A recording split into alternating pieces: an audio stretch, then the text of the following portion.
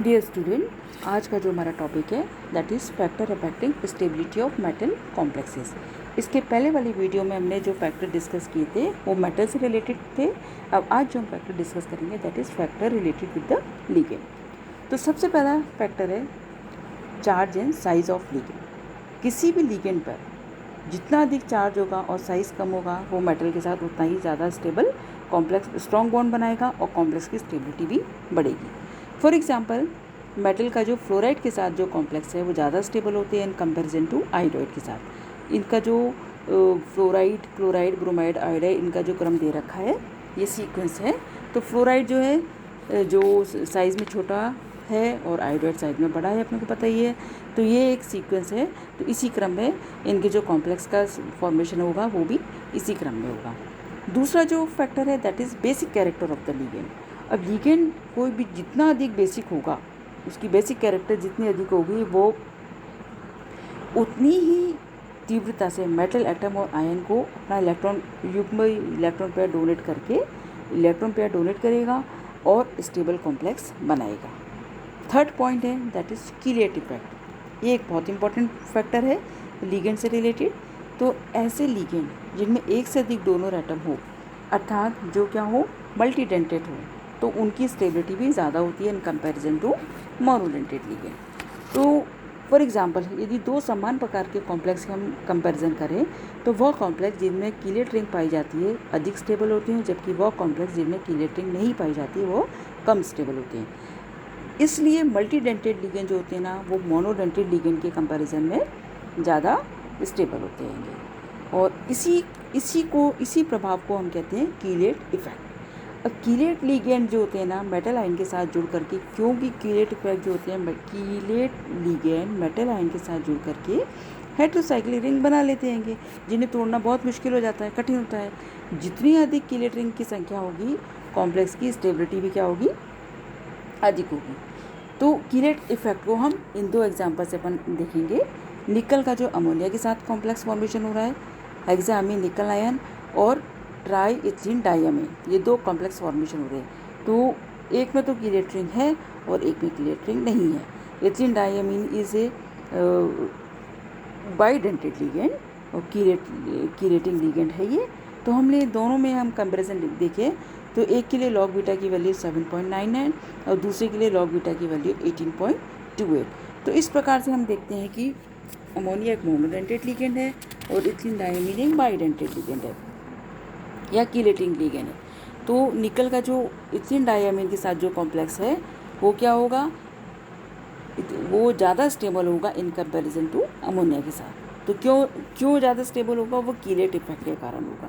अब यदि ये मोनोडेंटेड लिगेंड से बने जो कॉम्प्लेक्स हैं उनमें यदि हम मेटल और लिगेंड बॉन्ड को क्या करें, तोड़ दें या उसको डिसोसिएट कर दें, तो लिगेंड और धातु आयन से पूरी तरह से क्या हो जाएगा, अलग हो जाएगा और उसको दोबारा उसके साथ बॉन्ड फॉर्मेशन नहीं होगा। और यही कारण है कि कीलेट कॉम्प्लेक्सेस का जो डिसोसिएशन कम होता है और वही ज़्यादा स्टेबल होते हैं। अब नेक्स्ट जो फैक्टर है that is number of chelate ring. जितनी ज़्यादा कॉम्प्लेक्स में कीलेट रिंग की संख्या होगी, कीलेट रिंग की संख्या बढ़ने पर कॉम्प्लेक्स की स्टेबिलिटी भी क्या होगी, बढ़ेगी। तो ये कुछ लिगेंड हैं जिनके अपन नाम दे रहे हैं, ये सारे कीलेटिंग लिगेंड हैं, जैसे ethylene diamine, triethylene tetramine, triamino triethyl amine, diethylene triamine, tetrakis amino ethyl ethylene diamine. ये सारे कॉम्प्लेक्सेस और एमिस मेटल आयन, ये जो सारे मल्टीडेंटेड लिगेंड हैं, chelating ligand. Number of chelate ring की हम बात कर रहे हैं। इस वाले कॉम्प्लेक्स को हम जो करेंगे, ये टेबल के फॉर्म में हम इसकी बात करेंगे। तो टेबल के फॉर्म में अपन मैग्नीज से कैडमियम तक के हमने मेटल आयन लिए हैं, मैग्नीज से कैडमियम तक के मेटल आयन की हम बात कर रहे हैं और इनके लिए लॉग बीटा की वैल्यू दे रखी है। अब सबसे पहला जो कॉम्प्लेक्स है दैट इज़ मेटल का अमोनिया के साथ, जिसमें एक भी कीलेट रिंग नहीं है, ठीक है। और दूसरा है मेटल का इथिलीन डाइअमीन जिसमें 2 कीलेट रिंग है। तीसरा जो कॉम्प्लेक्स है ट्राइन, इसमें 3 कीलेट रिंग है। और अगेन ट्रेन, इनमें 3 कीलेट रिंग है। डाइन ट्वाइस इसमें 4 कीलेट रिंग है और पेंटा इसमें 5 कीलेट रिंग है।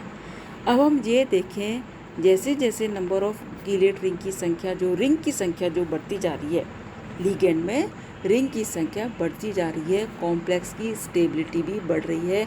ये लॉग बीटा के वैल्यू से अपन इसको देखें, सारे मेटल आयन में के साथ जो लिगेंड का जो कॉम्प्लेक्स फॉर्मेशन हो रहा है, सब के लिए 5 मेंबर रिंग के जो कॉम्प्लेक्स के लिए वैल्यू है वो क्या है, ज़्यादा है।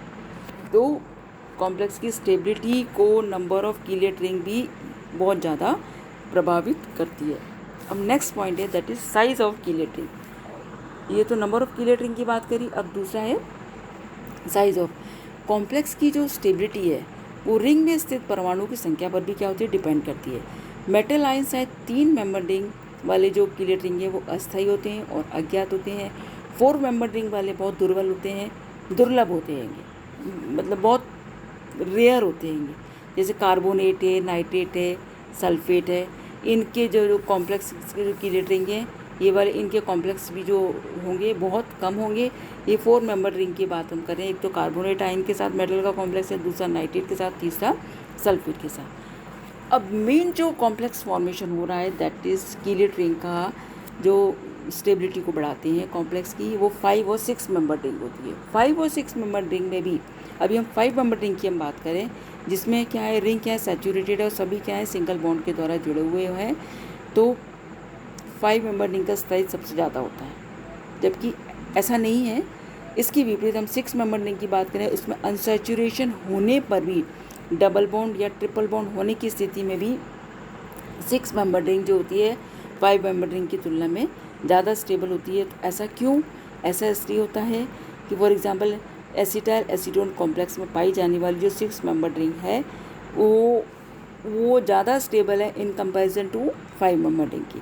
एसिटाइल एसीटोन कॉम्प्लेक्स में क्या हो रहा है, पाई इलेक्ट्रॉन की जो डेंसिटी है वो पूरे रिंग में क्या हो, डीलोकलाइज हो जाते हैं। डीलोकलाइज होने के कारण उनकी रिंग की जो है स्थायित्व यानी कि स्टेबिलिटी बढ़ जाती है। और दूसरा फैक्टर इसमें रेजोनेंस भी है जो कॉम्प्लेक्स की स्टेबिलिटी को बढ़ाएगा।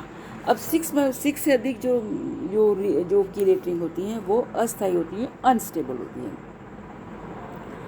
तो ये 6 मेंबर रिंग एसिटाइल एसीटोन में पाई इलेक्ट्रॉन का डीलोकलाइजेशन अपन इस एग्जाम्पल में अपन इसको डिस्क्राइब किया गया है।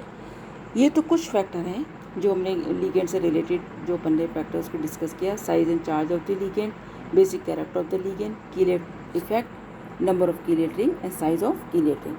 अब नेक्स्ट वीडियो में हम बात करेंगे steric effect, template effect and ये मैक्रोसाइक्लिक इफेक्ट के बारे में बात करेंगे। Thank you.